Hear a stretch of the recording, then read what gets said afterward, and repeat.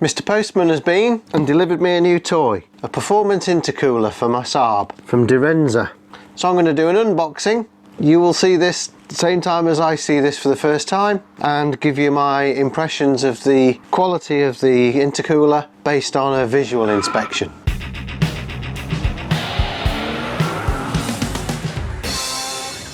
In the top there's a return slip should we need it, some foam packing. I might keep this foam, I might have a use for that around the edge of the intercooler once it goes in the car. A Direnza sticker, and here it is. Here's the item itself. It'll go that way up in the car, that's the front. It's certainly big. First impressions are very good. It's thick. The air tubes look to be about getting on for twice the size of the stock air tubes. And of course, big alloy side tanks. The materials look quite good. It's all alloy, all hand welded. This is definitely hand welding. I've seen some criticism online of the quality of the welds. The criticism centered around the fact that you can see that it's hand welded and that the welding isn't dressed. I used to weld, and I did loads of welding building rally cars for myself and for my friends in various motor clubs in my younger days. That's about what my welding used to look like. Not particularly pretty, I'll grant you, but my welding was functional. My welding was good from a purely mechanical point of view. From an aesthetic point of view, not so good. But that depends on what you want. At the end of the day, you're not going to see this behind the grille. The front face, I shall give the front face a light dusting of matte black paint so that it blends in behind the black grille. I don't particularly want it showing. I've not bought it for show-off purposes. Each of the tubes is split into 5 sections, so there's effectively 5 tubes per tube to help keep the airflow separate and laminar and smooth.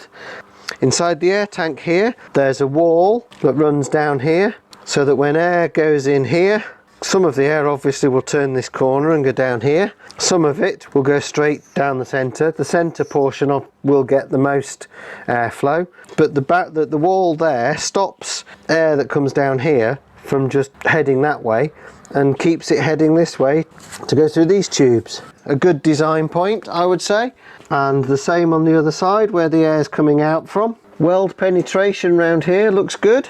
Some of the finish on some of the parts is not fantastic. It's not been post-weld machined to give that perfect finish. But then again, you're not paying for that. This is a lot cheaper than a certain other specialist's intercooler. A certain other specialist intercooler is in the order of around £500, and I paid under £200 for this. So I think, given what we're paying for it, I think that it's perfectly fair and reasonable that the welds are not finished. I wasn't paying for it to be shiny, I'm paying for it to cool the air from my turbo. But the core itself appears to be good. Now, the total volume of this intercooler is not stated, but I do know that the standard one is 1.7 litres. So what I'm going to do is I'm going to do a leak test on this using water, and while I'm at it, that'll also tell me what the capacity is. I'm very pleased with the core. It's easily half as thick again as the standard core.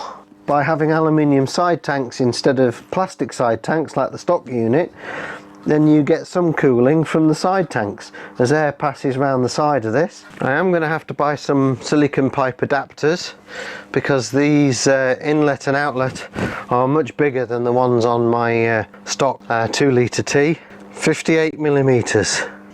Now again, I have seen some criticism of the inlet and outlet not being round, but I have to say I'm not seeing that problem here. 58mm diameter pipe will go over that and secure onto there, no problem, I don't think. Again, I mean, the internals of the pipe, this is obviously made from pipe that's been drawn, and you can see the draw marks like you would in any piece of tubing. That doesn't matter. Yes, some of the slight roughness in there will affect airflow at the very limit. Given that my stock intercooler, which is mounted at the front, is adequate for my engine as it is currently, I'm sure this will be more than adequate. This will provide plenty of cooling. Don't forget to keep an eye out for the videos where I fit this to my car, test it and see what its performance is like. The best way to do that is to subscribe, and don't forget to hit that bell notification. I wish I could pressure test it, but I can't do that. I don't have that facility. This is stated as being for a TID and a TTID. That's probably what these extra bosses are for, because I don't recognise them as being required on the petrol, on the B207. I'll put one of these caps back on and seal it to the tube with some duct tape, and I shall fill it with water from the top there. 5 litres, that's almost full. A little over 5.5, I'd say.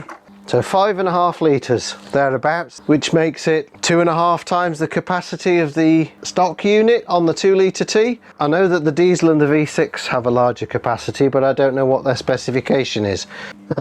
My sealing up hasn't worked. It's leaking from where I've taped it up, wouldn't you know? But I can't see anything coming from anywhere else.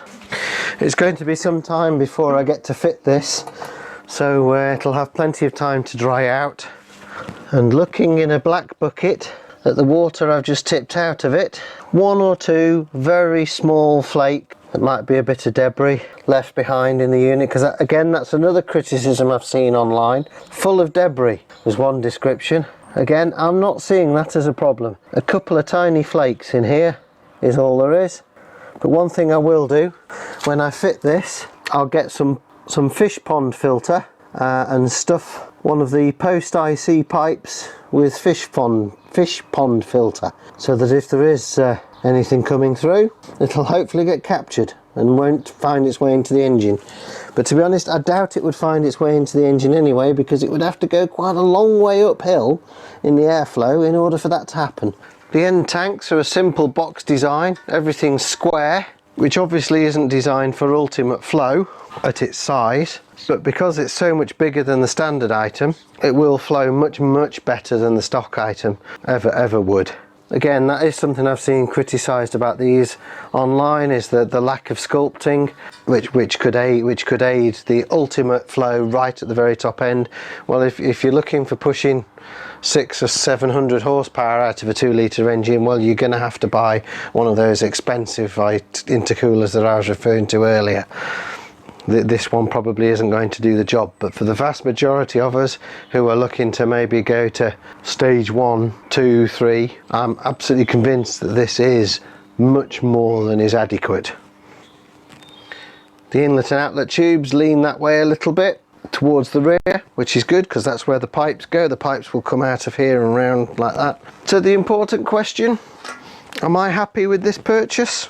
Well, based on a visual inspection and somewhat Heath Robinson leak test, yes I am, is the simple message. I'm simply not fussed about the lack of dressing on the welds or the squareness of the tank design, because I'm not looking to push my engine that far that those factors will make any difference. At the end of the day, I have a problem with my stock intercooler. The stock intercoolers, they bow down at the bottom and they break. The tubes break where they meet the end plates and you end up with boost leaks. I haven't reached that stage yet, but mine has bowed. It's needing replacement, and this cost me not an awful lot more than a stock intercooler would brand new. So for the money I paid for it, so far, yes, I'm very pleased with it. It looks fine, looks like it'll do the job, and it doesn't leak. As long as it holds 20 psi of boost, I'll be perfectly happy. For some people might want it to be capable of holding 30 psi, and I have no reason to suppose it won't. I'll do another video in the future fitting this to the car, and I'll do a road test, and I'll do inlet air temperature tests to compare standard to this, to see what the difference in performance is. And also I'll do some before and after runs using the torque app to find what the power of the car is and see if it makes any difference on its own. I'm not expecting it to make any difference to torque or power, with the possible exception that I may get a bit more torque due to the fact that the stock intercooler that I'm still using is being run to its absolute max. So this may give me a bit more headroom, and particularly it may give me IAT a better recovery curve, which will enable me to keep the power down for longer. So if you've got a 9.3 and you're in need of a new intercooler because your standard one's knackered, or maybe you want something with a bit more oomph, then I hope you found this useful. If you got value out of it, please give it a like down by the title, and I'll see you next time.